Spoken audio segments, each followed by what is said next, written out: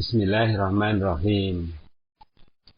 Terjemahan buku Ihya Ulumuddin karya Imam Al-Ghazali. Cetakan tahun 1998. Buku jilid ke-1 mulai halaman 68.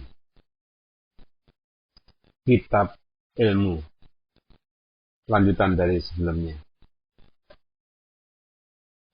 Bersabda Nabi SAW, apabila mati seorang anak Adam, putuslah amal perbuatannya selain dari 3 perkara, yaitu ilmu yang dimanfaatkan.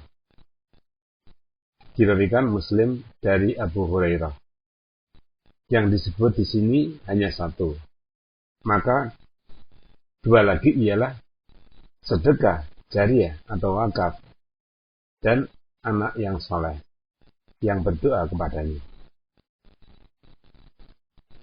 Bersabda Nabi SAW, menunjuk kepada kebajikan adalah seperti mengerjakannya.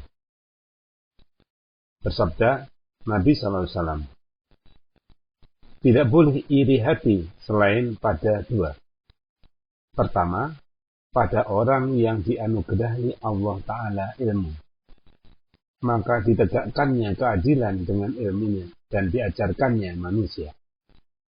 Dan kedua, pada orang yang diberikan oleh Allah Ta'ala harta, maka dipergunakannya pada jalan kebajikan. Bersabda Nabi SAW, rahmat Allah kepada khalifahku. Siapa khalifahmu? Tanya orang. Nabi SAW menjawab, mereka yang menghidupkan sunnahku dan mengajarkannya kepada hamba Allah. Menurut Asar, yaitu berkata Umar radhiyallahu anhu, barang siapa menceritakan sesuatu hadis, lalu diamalkan orang, maka baginya pahala seperti pahala yang diperoleh oleh orang yang mengamalkannya. Berkata Ibnu Abbas radhiyallahu anhu, orang yang mengajarkan kebajikan kepada orang banyak, niscaya diminta ampun dosanya oleh segala sesuatu, hatta ikan di dalam laut. Berkata setengah ulama, orang berilmu itu masuk antara Allah dan makhluknya. Maka hendaklah ia memperhatikan bagaimana ia masuk. Diriwayatkan bahwa Sufyan Ats-Tsauri radhiyallahu anhu datang ke Askalan. Lalu ia berhenti pada suatu tempat dan tiada orang yang menanyakan halnya. Maka ia berkata, koreklah tanah bagiku, supaya aku keluar dari negeri ini. Ini adalah negeri yang mati padanya ilmu. Dia mengatakan demikian karena ingin menerangkan keutamaan mengajar dan kekekalan ilmu dengan adanya pengajaran. Berkata Atha radhiyallahu anhu, aku masuk ke tempat Sa'id bin al-Musayyab, dan ia sedang menangis. Lalu aku bertanya, apakah yang menyebabkan engkau menangis? Dia menjawab, karena tidak ada orang yang menanyakan sesuatu kepadaku. Berkata setengah mereka, ulama itu lampu segala masa. Masing-masing ulama itu menjadi lampu zamannya. Orang-orang yang semasa dengan dia dapat memperoleh nur daripadanya. Berkata Al-Hasan radhiyallahu anhu, kalau tidak adalah orang yang berilmu, niscaya jadilah manusia itu seperti hewan. Artinya, dengan mengajar, para ahli ilmu itu mengeluarkan manusia dari batas kehewanan kepada batas kemanusiaan. Berkata Akramah, bahwa ilmu ini mempunyai harga. Lalu orang menanyakan, apakah harganya itu? Akramah menjawab, bahwa engkau letakkan pada orang yang bagus membawanya dan tidak menyia-nyiakannya. Berkata Yahya bin Mu'adz, ulama itu lebih mencintai umat Nabi Muhammad SAW daripada bapak dan ibu mereka sendiri. Lalu orang menanyakan, bagaimanakah demikian? Yahya menjawab, sebabnya karena bapak dan ibu mereka menjaganya daripada neraka dunia, sedang para ulama menjaganya daripada neraka akhirat. Orang mengatakan, permulaan ilmu itu berdiam diri, kemudian mendengar, kemudian menghafal, kemudian mengerjakan, dan kemudian menyiarkannya. Ada orang mengatakan, ajarilah ilmumu akan orang yang bodoh, dan belajarlah dari orang yang berilmu akan apa yang engkau tidak tahu. Apabila engkau berbuat demikian, maka engkau tahu apa yang engkau tidak ketahui, dan engkau hafal apa yang sudah engkau ketahui. Berkata Mu'adz bin Jabal mengenai mengajar dan belajar, dan aku berpendapat bahwa perkataan ini juga adalah hadis marfu'. Pelajarilah ilmu, maka mempelajarinya karena Allah itu takwa, menuntutnya itu ibadah, mengulang-ulanginya itu tasbih, membahaskannya itu jihad, mengajarkan orang yang tidak tahu itu sedekah, memberikan kepada ahlinya itu mendekatkan diri kepada Tuhan. Ilmu itu teman waktu sendirian dan kawan waktu kesepian, petunjuk jalan kepada agama, pemberi nasihat, bersabar waktu suka dan duka, seorang menteri di tengah-tengah teman sejawat, seorang keluarga di tengah-tengah orang asing, dan sinar jalan ke surga. Dengan ilmu diangkat oleh Allah beberapa kaum, lalu dijadikannya mereka pemimpin, penghulu, dan penunjuk jalan kepada kebajikan. Diambil orang menjadi ikutan dan penunjuk jalan pada kebajikan. Sejak mereka diikuti, perbuatan mereka diperhatikan. Malaikat suka kepada tingkah laku mereka. Disapunya mereka dengan sayapnya. Seluruh yang basah dan yang kering meminta ampun akan dosa mereka. Hatta ikan dan binatang laut, binatang buas dan binatang jinak di darat, langit dan bintang-bintangnya. Dirawikan Abu Sa'id Ibnu Hibban dan Ibnu Abdul Bar. Karena ilmu itu kehidupan hati dari kebutaan, sinar penglihatan dari kedoliman, dan tenaga badan dari kelemahan. Dengan ilmu, hamba Allah itu sampai ke tempat orang baik-baik dan derajat tinggi. Memikirkan ilmu seimbang dengan berpuasa, mengulang-ulanginya seimbang dengan mengerjakan sholat.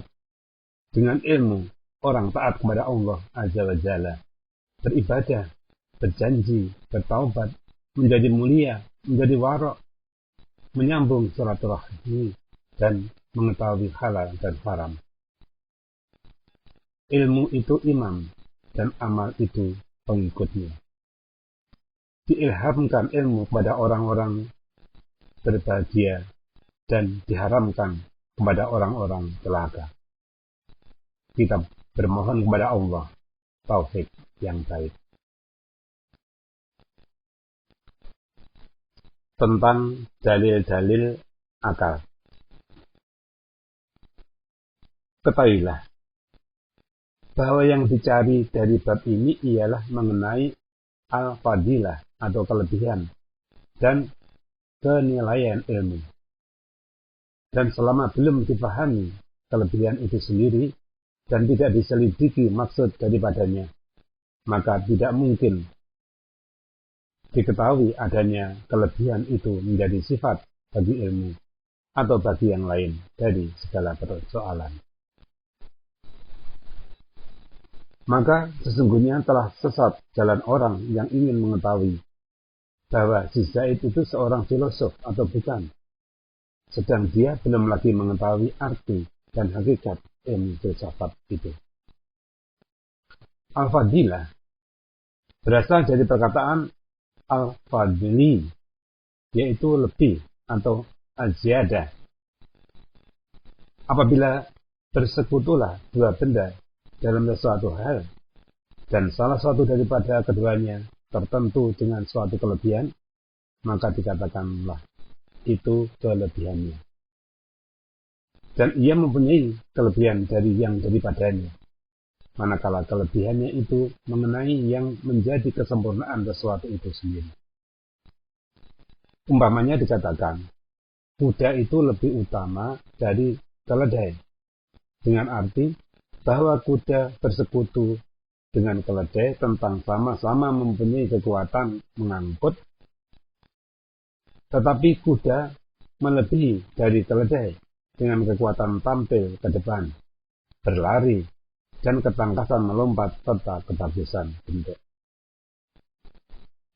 Kalau diumpamakan, keledai itu mempunyai suatu kelebihan daging tumbuh, maka itu tidaklah dikatakan suatu kelebihan, karena itu adalah suatu tambahan pada tubuh dan suatu kekurangan dalam arti yang sebenarnya. Jadi tidaklah termasuk kesempurnaan sedikitpun, dan hewan itu dicari untuk maksud dan sifatnya, tidak untuk tubuhnya. Apabila ini telah Anda pahami, maka tidaklah tersembunyi bagi Anda bahwa ilmu itu suatu kelebihan bila dibandingkan dengan sifat-sifat yang lain. Sebagaimana kuda itu mempunyai suatu kelebihan bila dibandingkan dengan hewan-hewan yang lain. Bahkan, kecepatan melompat salah satu kelebihan pada kuda, dan tidaklah itu sesuatu kelebihan mutlak.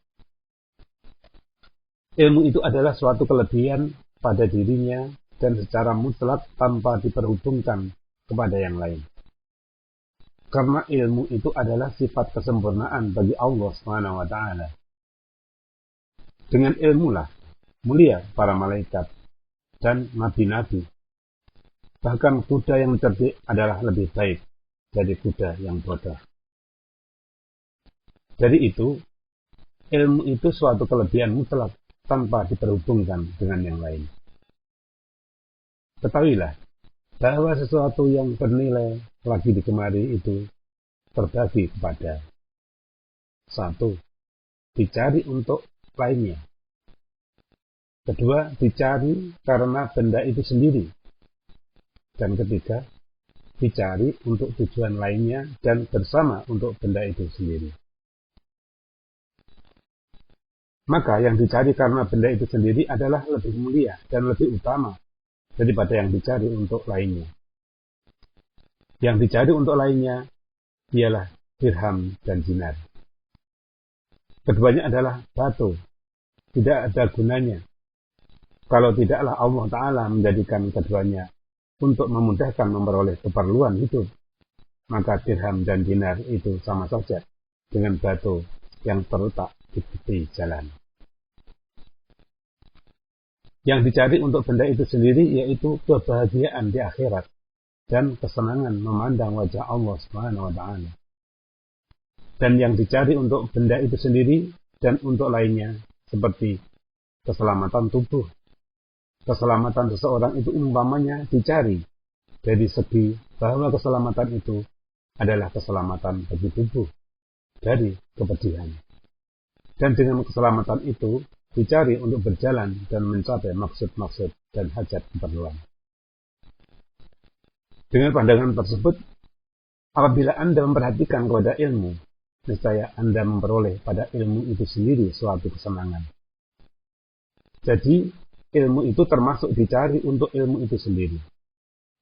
Dan Anda memperoleh bahwa ilmu itu jalan ke negeri akhirat, kebahagiaan akhirat dan jalan mendekatkan diri kepada Allah Ta'ala, dan tidak akan sampai kepadanya selain dengan ilmu.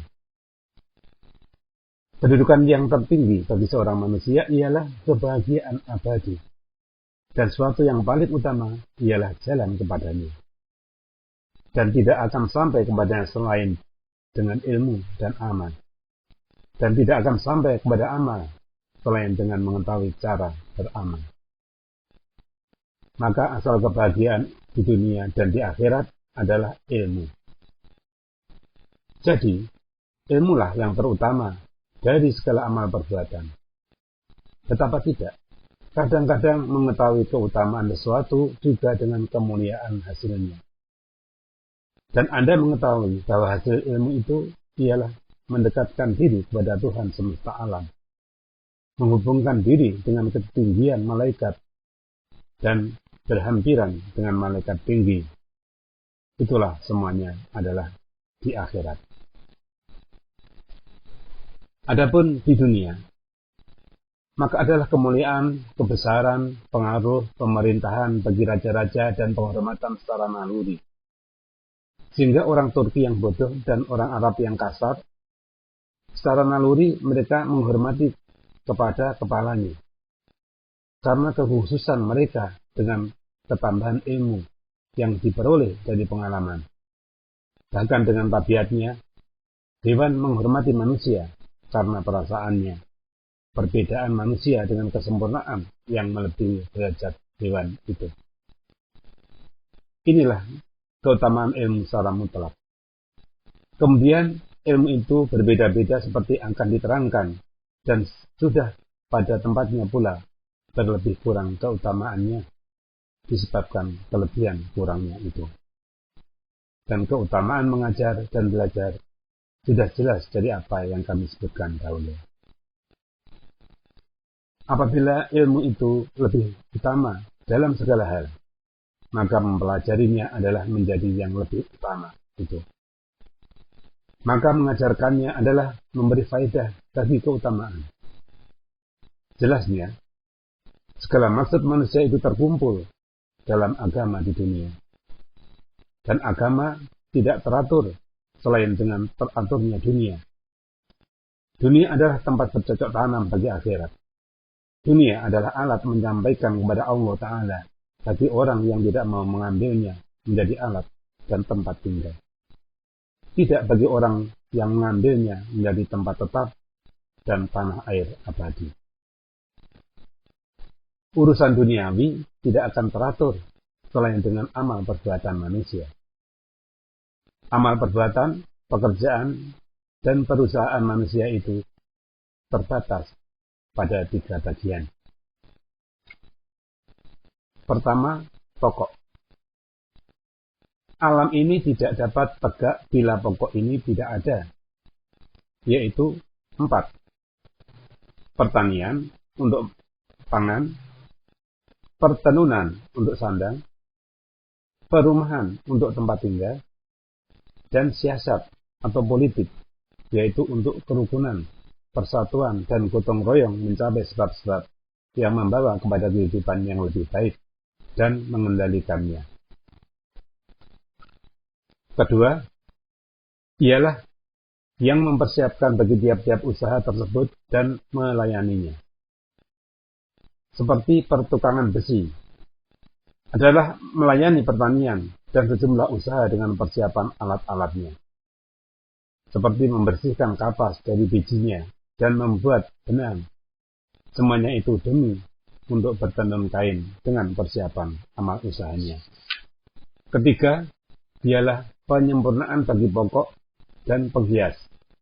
Seperti menumbuk tepung dan membuat roti bagi pertanian, menggunting kain, dan menjahit bagi pertenunan.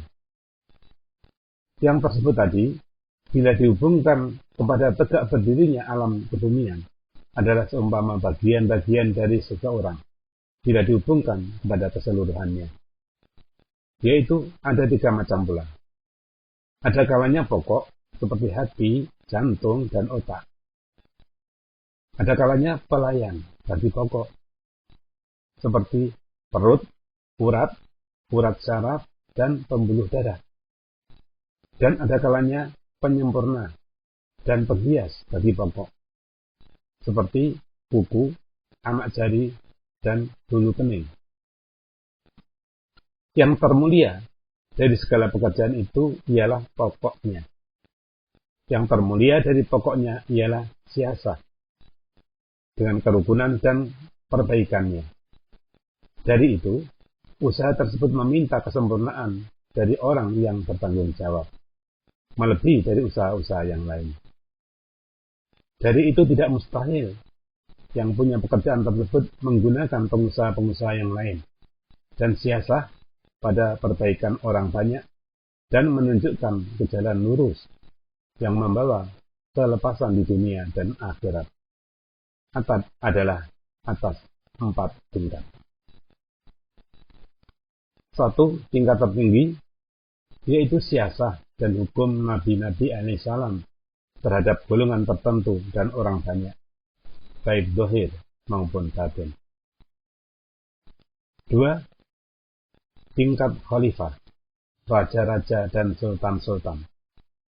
Dan hukum yang dijalankan mereka adalah terhadap golongan tertentu dan umum seluruhnya. Tetapi mengenai yang zahir saja, tidak yang batin. 3. Tingkat alim ulama, yang mengenal Allah dan agamanya, yang menjadi pewaris dari nabi-nabi. Hukum mereka adalah terhadap batin golongan tertentu saja. Golongan orang awam tidak dapat memahami untuk memperoleh faedah dari mereka. Kekuatan para ulama itu tidak sampai kepada pengurusan amal perbuatan zahiriyah golongan tadi, baik dengan menyuruh, melarang, dan memerintahkan. Tingkat yang keempat adalah tingkat para juru nasihat. Hukum mereka adalah mengenai batin orang awam saja. Yang termulia dari usaha 4 tingkat tadi sesudah tingkat kenabian ialah memfaedahkan ilmu dan mendidik jiwa manusia supaya terhindar dari pekerti tercela yang membinasakan dan menunjuk jalan kepada budi pekerti terpuji yang mendatangkan kebahagiaan. Itulah yang dimaksudkan dengan pengajaran. Kami sesungguhnya mengatakan bahwa mengajar ini adalah yang lebih utama dibandingkan dengan pekerjaan dan usaha lain. Karena keutamaan usaha itu dapat dikenal dengan 3 perkara. Ada kalanya dengan menoleh kepada naluri yang menyampaikan kepada mengenalinya, seperti keutamaan ilmu pasti dari ilmu bahasa. Karena ilmu pasti itu diketahui dengan akal, sedang ilmu bahasa dengan mendengar. Akal adalah lebih mulia dari pendengaran. Ada kalanya dengan melihat kepada kepentingannya yang lebih lengkap, seumpama kelebihan pertanian dari pertukangan emas. Dan ada kalanya dengan memperhatikan tempat pekerjaan itu, seumpama kelebihan pertukangan emas daripada penyamakan kulit. Sebab yang pertama tempatnya emas dan yang kedua tempatnya kulit tanggai. Dan tidaklah tersembunyi bahwa ilmu agama ialah memahami jalan akhirat yang dapat diketahui dengan kesempurnaan akal dan kebersihan kecerdikan. Akal adalah yang termulia dari sifat-sifat insan, sebagaimana akan diterangkan nanti. Karena dengan akal, manusia menerima amanah Allah. Dan dengan akal akan sampai ke sisi Allah Subhanahu wa Ta'ala. Adapun tentang umum kegunaannya, maka tidak diragukan lagi, karena kegunaan dan kehasilannya ialah kebahagiaan akhirat. Adapun kemuliaan tempat, maka bagaimana tersembunyi? Guru itu berpengurusan dalam hati dan jiwa manusia. Yang termulia di atas bumi ialah jenis manusia. Yang termulia dari bagian tubuh manusia ialah hatinya.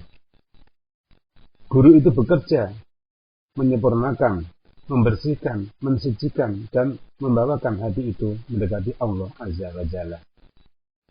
Mengajarkan ilmu itu dari satu segi adalah ibadah kepada Allah Ta'ala. Dan dari segi yang lain adalah menjadi khalifah Allah Ta'ala. Dan itu adalah termulia menjadi khalifah Allah. Bahwa Allah telah membuka pada hati orang yang berilmu akan pengetahuan yang menjadi sifatnya yang teristimewa. Maka dia adalah seperti penjaga gudang terhadap barang gudangnya yang termulia. Kemudian diizinkan berbelanja dengan barang itu untuk siapa saja yang membutuhkannya. Maka manakah pangkat yang lebih mulia dari menjadi perantara antara Tuhan dan makhluknya untuk mendekatkan kepadanya dan membawa mereka ke surga tempat kediaman? Kiranya Allah dengan kemurahannya menjadikan kita di antara ahli surga, dan rahmat Allah kepada semua hambanya yang pilihan.